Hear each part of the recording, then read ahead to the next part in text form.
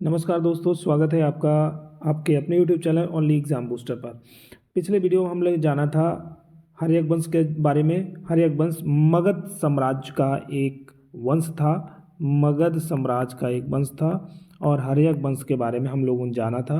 545 ईसा पूर्व से लेकर 412 ईसा पूर्व तक चला था। ईसा पूर्व तक चला था। इसके बाद शिशुनाग नामक व्यक्ति ने हर्यक वंश का अंत किया और शिशुनाग वंश की नींव डाली और शिशुनाग वंश का साम्राज्य स्थापित किया। आइए आज हम लोग जानेंगे शिशुनाग वंश के बारे में। लेकिन जिन भाइयों बहनों ने हमारा चैनल सब्सक्राइब नहीं किया वो चैनल ज़रूर सब्सक्राइब कर लें कि इसके बाद में आपको लगातार वीडियो मिलने वाले हैं। चलिए शिशुनाग वंश के बारे में जानते हैं। देखिए, शिशुनाग वंश का जो कार्यकाल रहा, जो समयावधि रही, वो 412 ईसा पूर्व से लेकर 345 ईसा पूर्व तक रही। क्योंकि 412 ईसा पूर्व में आपका हर्यक वंश समाप्त हुआ था। हर्यक वंश का अंतिम शासक जो था नागदशक वो समाप्त हुआ था। इसके बाद में शिशुनाग नामक व्यक्ति ने शिशुनाग वंश की स्थापना की। सबसे पहले शिशुनाग के बारे में जानते हैं। शिशुनाग ने जो राज्य किया वो 412 ईसा पूर्व से लेकर 394 ईसा पूर्व तक राज्य किया। 412 ईसा पूर्व से लेकर 394, यानी कि शिशुनाग वंश का प्रथम शासक जो था वो शिशुनाग था। अब इनके बारे में हम लोग जानते हैं। महावंश के अनुसार, देखिए महावंश जो है एक बौद्ध धर्म का टीका है। टीका मतलब एक तरीके से रचना है, पुस्तक है। उसमें लिखा गया है कि शिशुनाग लिच्छवी गणराज्य था एक, उसके राजा के एक वैश्या पत्नी से उत्पन्न पुत्र था, ऐसा उसमें दर्शाया गया है, उसमें रचित है, लेख है। महावंश एक टीका है, बौद्ध धर्म का टीका है। उसके अनुसार ये बताया गया शिशुनाग लिच्छवी राजा के वैश्या पत्नी से उत्पन्न एक पुत्र था। लेकिन यहीं पर इसके उलट एक चीज़ और कि पुराणों के अनुसार शिशुनाग एक क्षत्रिय था। पुराणों में ये बताया गया कि शिशुनाग एक क्षत्रिय था। शिशुनाग एक क्षत्रिय था, ये बताया गया। अब आप देखिएगा, सर्वप्रथम मगध के प्रबल प्रतिद्वंदी मतलब सबसे ज़्यादा विरोधी राज्य अवंती, यानी मगध और अवंती में हमेशा बहुत ज़्यादा लड़ाइयाँ हुआ करती थी, एक दूसरे के परस्पर विरोधी थे। इसने क्या किया, शिशुनाग ने सर्वप्रथम मगध के सबसे ज़्यादा प्रतिद्वंदी या विरोधी राज्य अवंती को अपने राज्य में मिला लिया, युद्ध करके जीत लिया और मिला लिया। इसके बाद क्या हुआ, मगध की सीमा पश्चिम में मालवा तक फैल गई।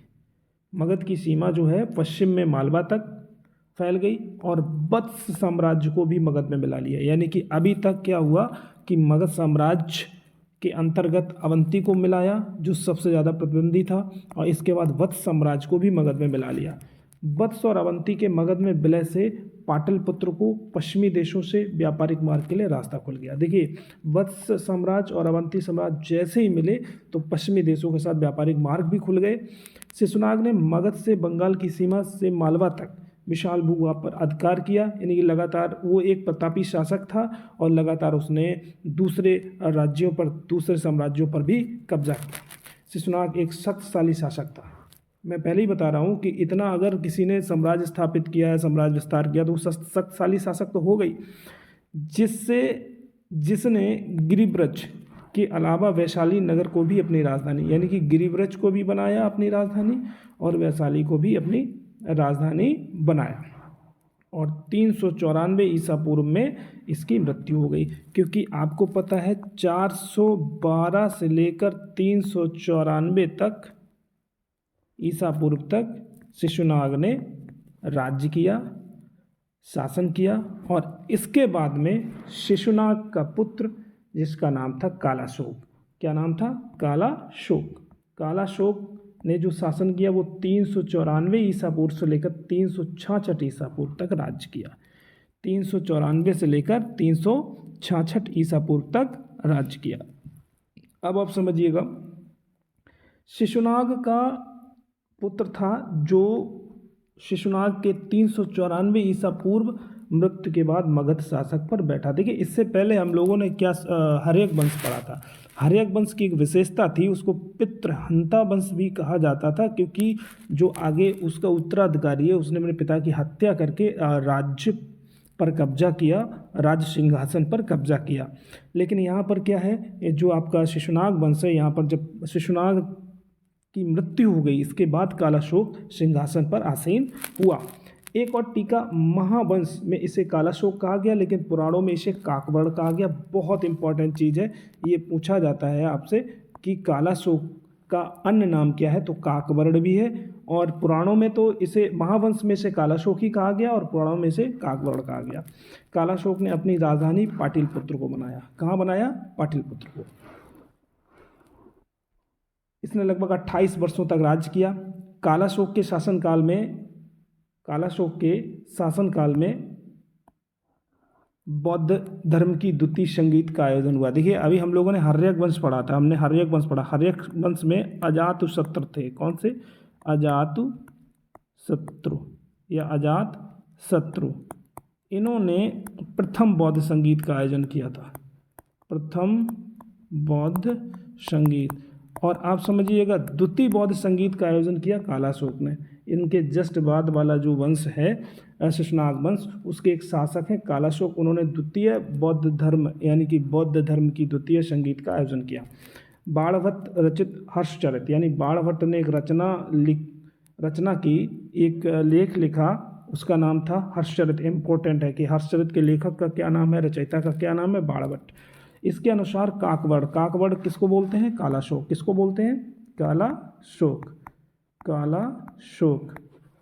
ये जो हर्षचरित है जिसको बाणभट्ट ने लिखा, इसमें काकवड़ को राजधानी पाटलिपुत्र में घूमते समय महापद्मनंद नामक व्यक्ति ने चाकू मारकर हत्या कर दी। देखिए, महापद्मनंद वही व्यक्ति है जो इसके बाद में एक वंश आएगा जिसको बोल देंगे हम लोग नंद वंश। नंद वंश का एक शासक हुआ है महापद्मनंद।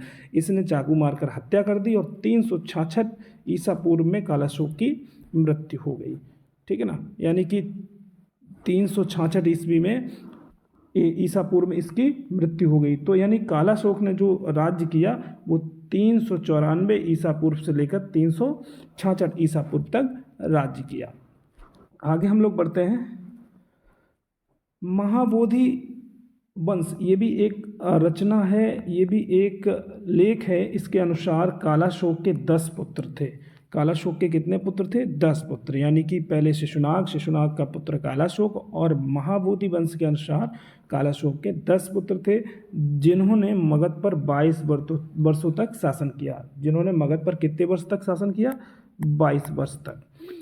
344 ईसा पूर्व, क्योंकि 366 ईसा पूर्व में तो कालाशोक की मृत्यु हो गई थी, इसके बाद लगभग 22 वर्षों तक राज्य किया। अगर इसमें 22 वर्ष और जोड़ दें, अगर ईसा पूर्व में नीचे आएंगे यानी कि कम कर दें, तो लगभग वही आ जाएंगे, लगभग क्या उसमें 344 ईसा पूर्व पर आ जाएंगे। यानी कहने का मतलब है कि 344 ईसा पूर्व में शिशुनाग वंश का अंत हो गया और नंद वंश का उदय हुआ। तो सीधा सीधा हम बोल देंगे कि जो शिशुनाग वंश है, शिशुनाग वंश, तो शिशुनाग वंश 412 ईसा पूर्व से लेकर 344 ईसा पूर्व तक चला। इसमें शासक 2 ही रहे, एक आपका शिशुनाग और दूसरा कालाशोक। ये एक शिशुनाग, एक कालाशोक, ये दोनों रहे। इस हिसाब से चलेंगे। अब आप देखिएगा, एक शिशुनाग, कालाशोक, और इनके खत्म, कालाशोक आपका 366 ईसा पूर्व में मृत्यु हुआ था। ठीक है, फिर भी इसके बाद में लगभग 22 सालों तक राज्य चलता रहा, तब जाके नंद वंश की स्थापना हुई। ठीक है, तो आज के लिए हम इतना ही रखते हैं। वीडियो को अच्छी तरीके से देख लीजिएगा। और यहाँ पर अगर बात शिशुनाग वंश की है, तो शिशुनाग वंश में इतना डिटेल से हो गया है कि इसमें से इतने ही क्वेश्चन पूछे जा सकते हैं।